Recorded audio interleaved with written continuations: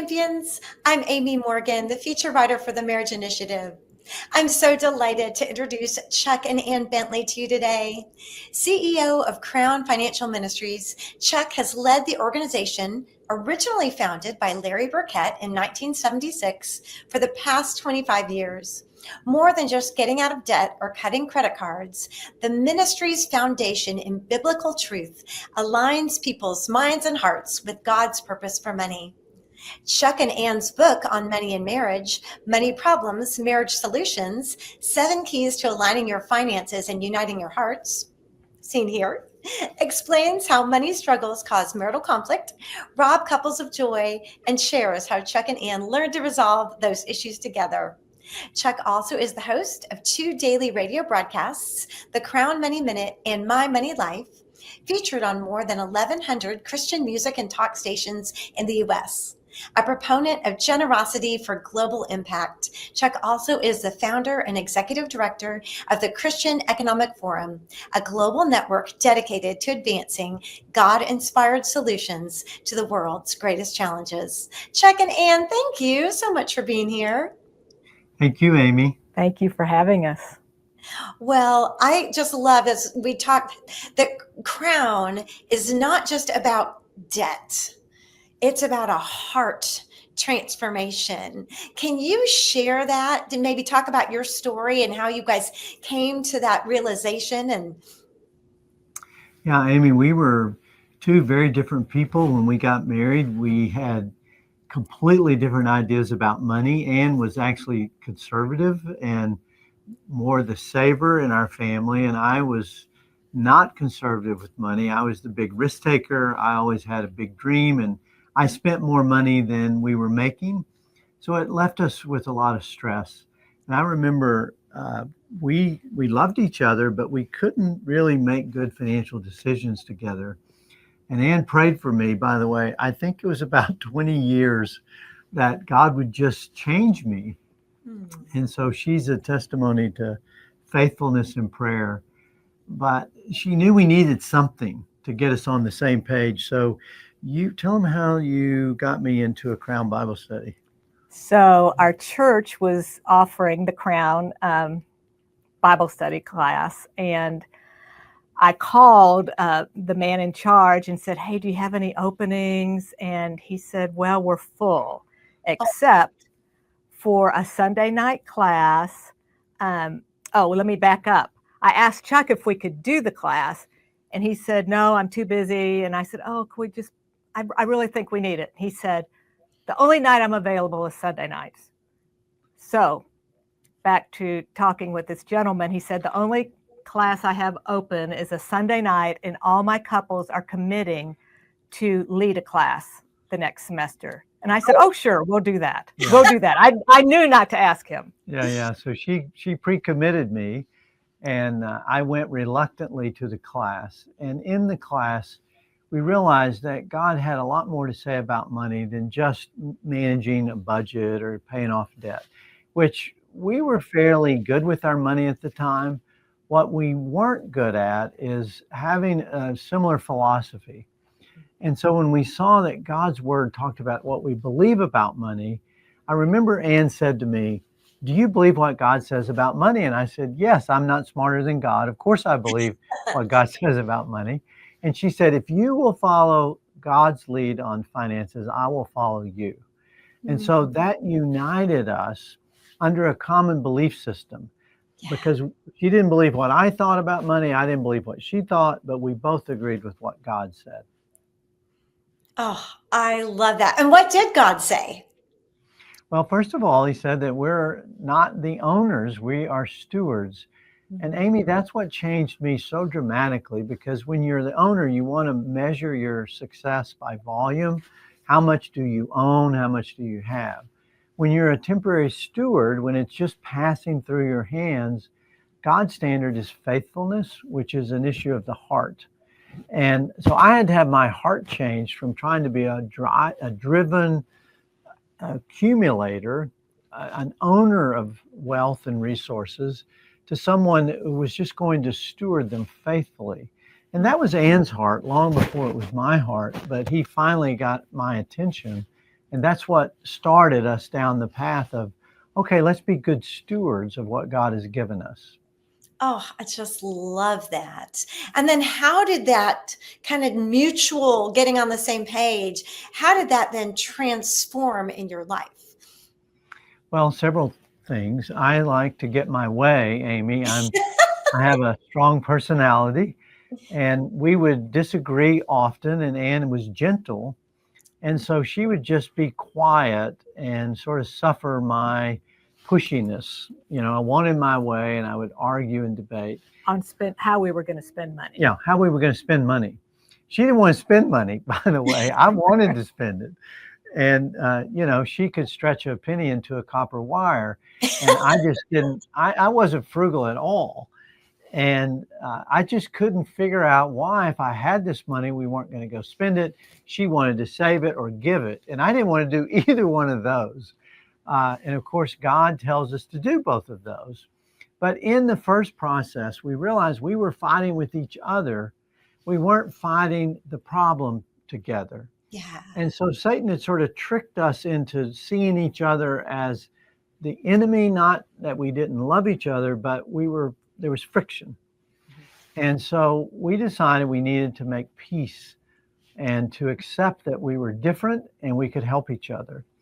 And so our first step was saying, let's quit fighting each other and let's join together and fight this problem of how we want to manage our finances. And just making peace just changed a lot. We quit arguing and fighting about all of our financial decisions. At least I quit arguing. Ann never did really argue. She just tolerated me. Well, and we were raised so differently. My parents were teachers, and so they had to be frugal.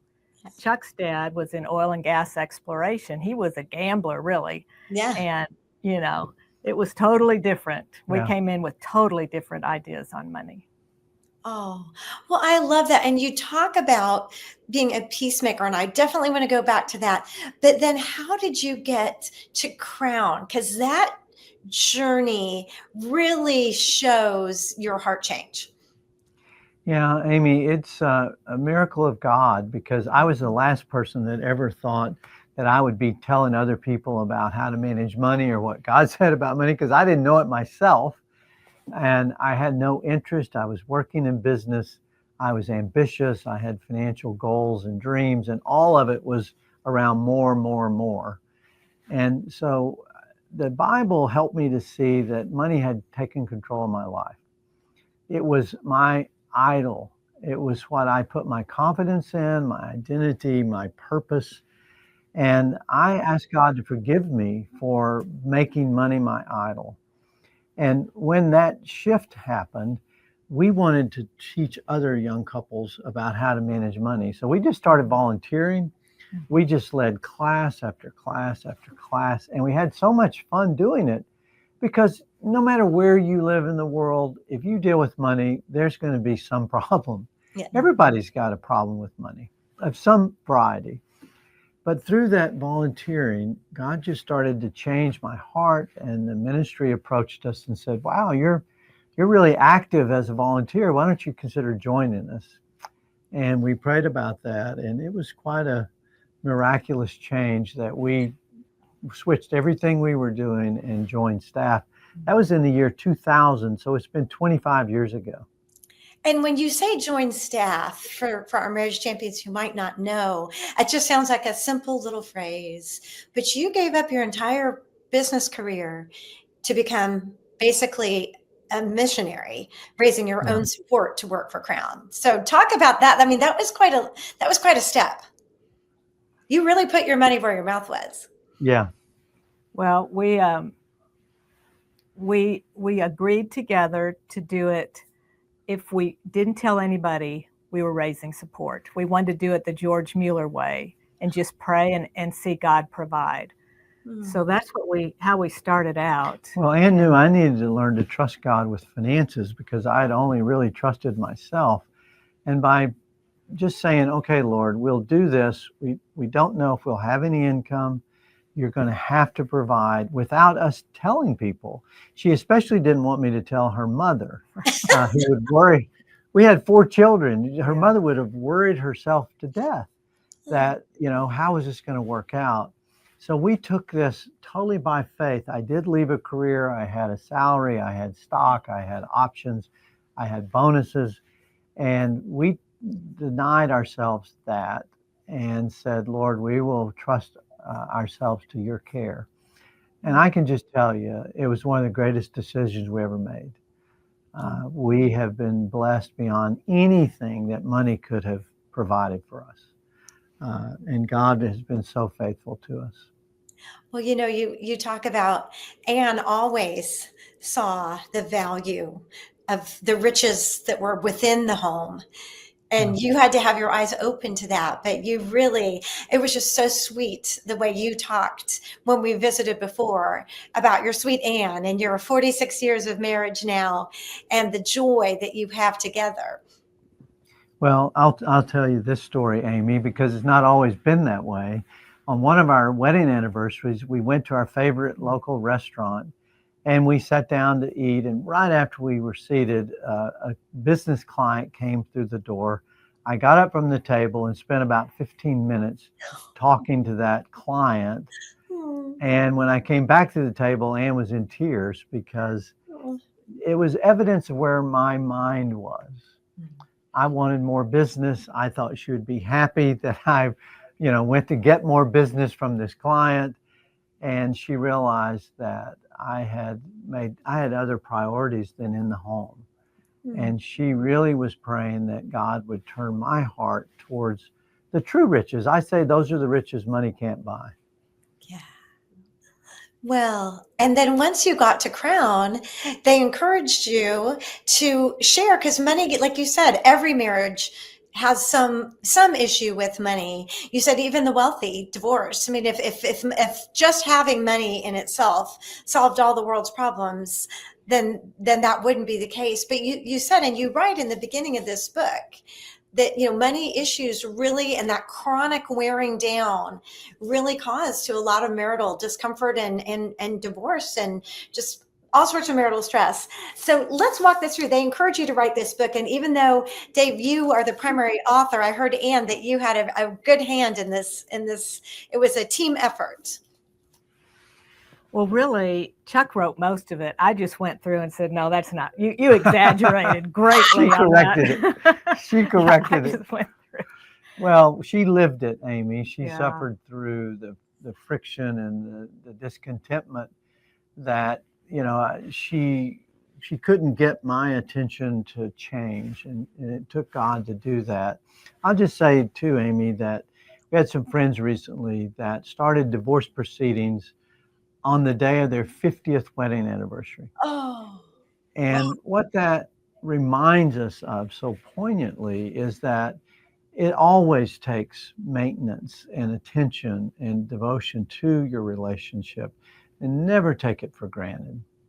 And so we knew that a budget didn't solve marriage problems. It might help you with your money. You may be totally debt-free. You may have millions of dollars of money, but you're not getting along and you're not thriving as a couple. And we wanted to talk about the process that led us to be united and to get rid of the division that had caused our heartache, because we've always loved each other. We just didn't get along all the time.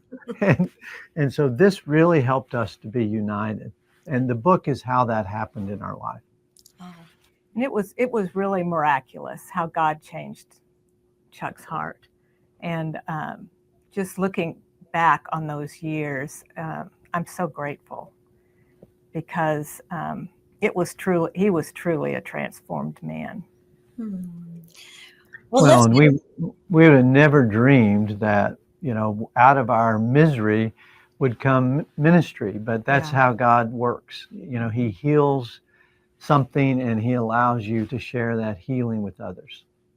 Well, and one of the first principles in your book is something that you alluded to earlier.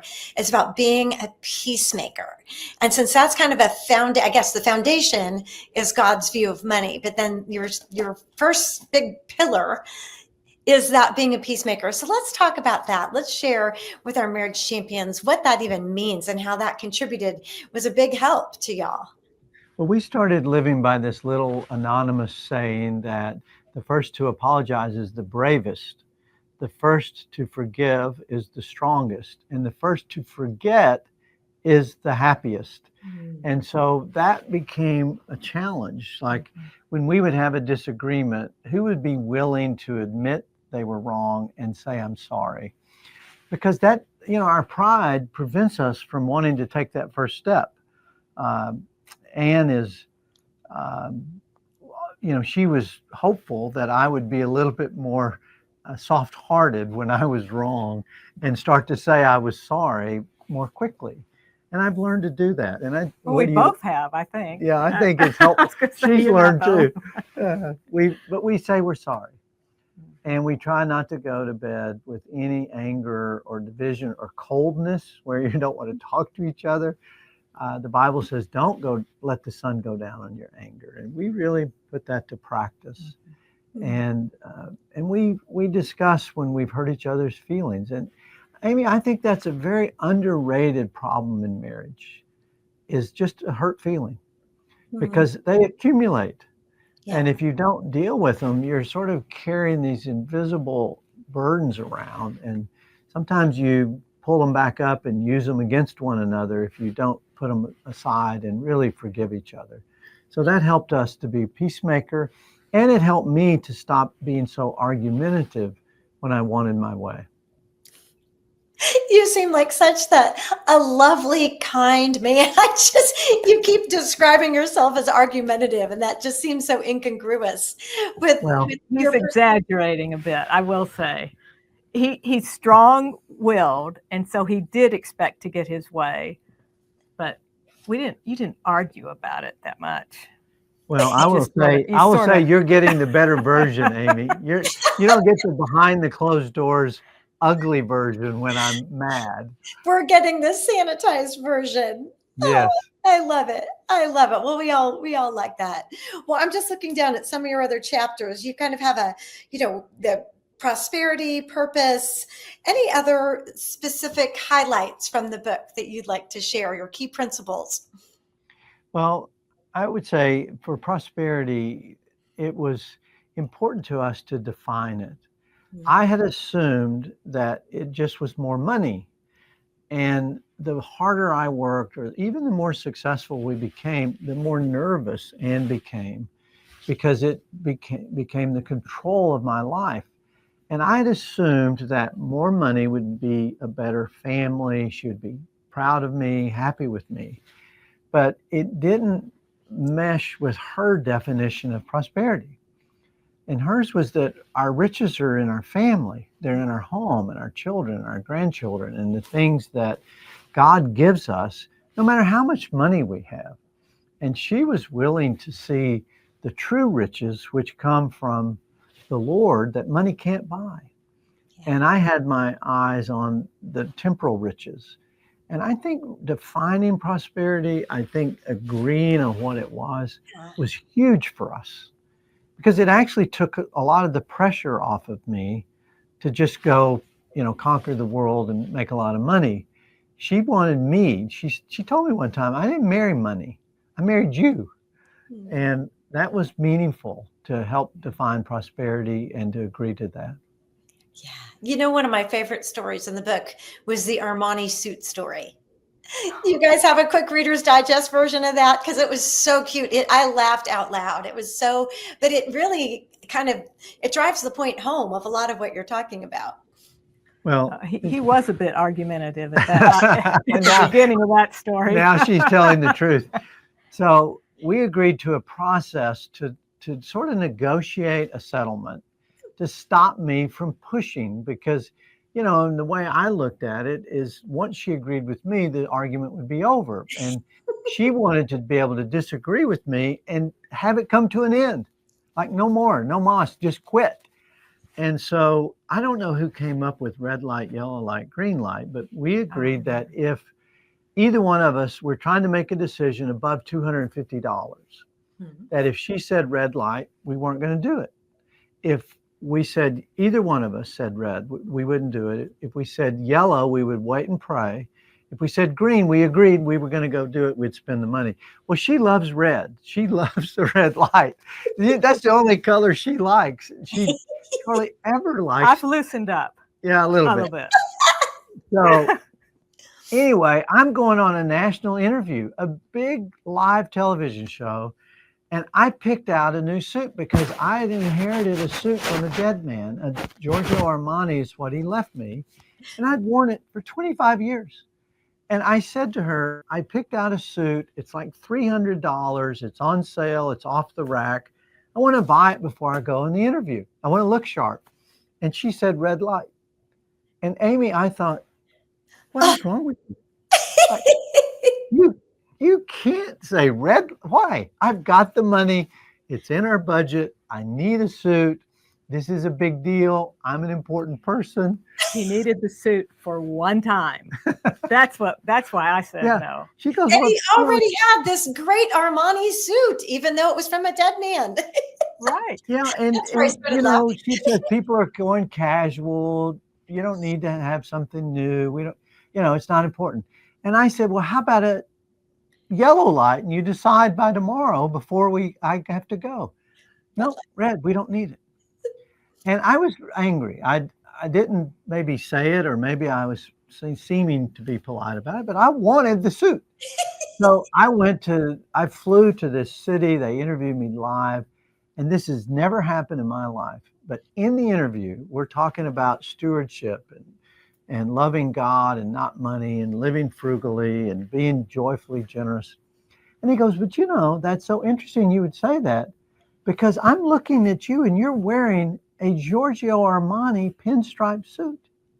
And I remember looking at the camera live, and I opened my suit and I said, yes, it is a Giorgio Armani, but I inherited it from a dead man 25 years ago. I am the real deal. I'm frugal. I'm a good steward. Yes. And I wanted to look and think, I'll bet Ann is sitting at home going, red light, I told you.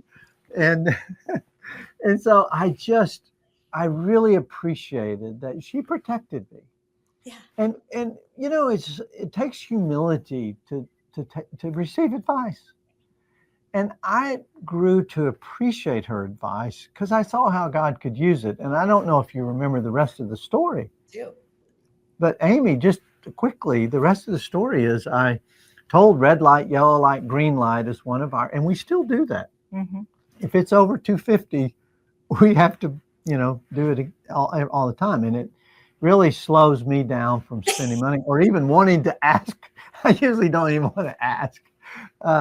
So I tell this story of Brazil, and this guy in the audience yells, green light, and he comes up to me and he says, would Ann approve if we buy you a suit and you don't have to pay for it? And I said, yes, green light, Ann likes it. $0 expenditure. Yes. Yeah, so we bought a brand new Giorgio, not a Giorgio Armani, but a beautiful suit in Brazil, and I wear it. It's wonderful. They bought me a belt, the shoes, the shirt, and I'm wearing that. And I'm telling the story in China. And a man comes up to me afterwards and said, do you know who I am? And I said, no. And he said, I'm the head of Giorgio Armani of China. And I thought, I'm getting a new Giorgio Armani. And he said, the hero of that story is not you, it's your wife. What size is she? And Ann got 2 Giorgio Armani dresses after I told that story. Isn't that wonderful? You know, God has a sense of humor. You know, he's just smiling. And how much did we smile and laugh at that story that just proves everything and it still brings joy. I bet it brings joy every time you talk about it when you travel across the world and share your principles. And I wear that Brazilian suit. And people ask, oh, is that the Giorgio Armani? And I'll say, no, I still have it in my closet, but I get to wear a nicer suit now. Well, and I think the way I look at this story is that the Holy Spirit, I think, helped me to say red light, because God protected us in that whole first episode with the interview. And quite frankly, Amy, you live a long time and you realize this idea of being self-important is is wrong. We're just people. We're just God's servants, and servants are equal before the Lord. We don't have to try to be pretentious or dress ourselves up to be somebody important. We're just here at God's disposal to encourage people. And we've minimized money's control over our life. Those things really aren't important to either one of us. Not having a Giorgio Armani dress, she could care less, although it was a nice gift. I haven't worn it yet. She's never worn it. It's because we're not trying to impress the world. We just want to serve God. Well, I just love that. And you also have a whole chapter full of other inspirational stories and exercises that I think Ann had a good part in. You also have written something to help couples from Crown. It's that money date resource. I don't want to forget to talk about that, because I think that's really helpful for our married couples and also pre-married couples. Can you explain what that is and how people can on-ramp? Well, it's one of our favorite tools because we went through a small group study. We were with other couples, and we found that some people don't like to talk about their finances. It's very, very private. They may do the course, but in the car or going home, they're really talking. And so we realized if we could get them going on dates with a structured process, the questions, the answers, the thing they needed to talk about, the homework, the tools, then they could work through this process systematically, have fun. They don't have to tell other people about it. Just get their alignment in a one-on-one. And so we offer the Money Dates program. We think it's wonderful for people that are actually preparing to get married, or people that are just stuck. Even the couple that we talked about that they actually divorced after 50 years, started on their golden anniversary. Underneath some of their issues were money decisions that they could not agree on for years. And it just wore them out to where they finally couldn't discuss it. And so we want to encourage people to do money dates. Even if you're doing well with your finances, go ahead and do the system just so that you're totally like-minded. Well, and you said that there's, the structure of the date. It tells you what to talk about. So too, you don't just start with, oh, you're the saver, you're the spender, and kind of go on a bad direction. It helps you have that structure to have a constructive conversation on your date. Yeah. Yeah. We ask, like, how were you raised with money? Amy, you were probably raised in a very specific way, many times unlike the person you marry was raised. You have different backgrounds and different ways of doing it. We were as opposite as could be in that regard. Yeah. Just, or whatever the thing might be, whether it's, are we going to spend that money on plants or lawn care or something else? Even if it's a spending decision or a saving decisions. But I like that. I like that couples can really have that and have that help. And you also at Crown, there's really a full complement of everything that couples can start with. Those Bible studies like you all did so long ago. Those are still available. Are they online now? And they're also church groups. Yes.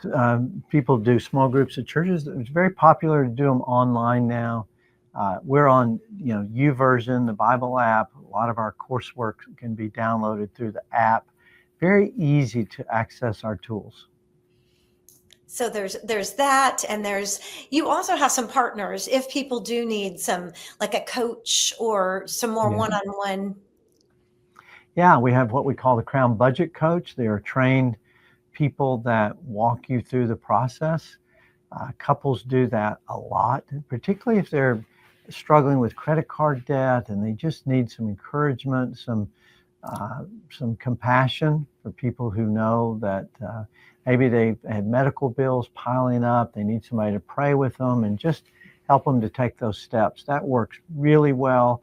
And then we refer people to outsourced debt restructuring services, so that the ones that we trust, so that if you're really in a terrible situation, we can help you with that too. I love that. And then, of course, too, you all have your eyes on global giving and ways that's enriched your life and your family.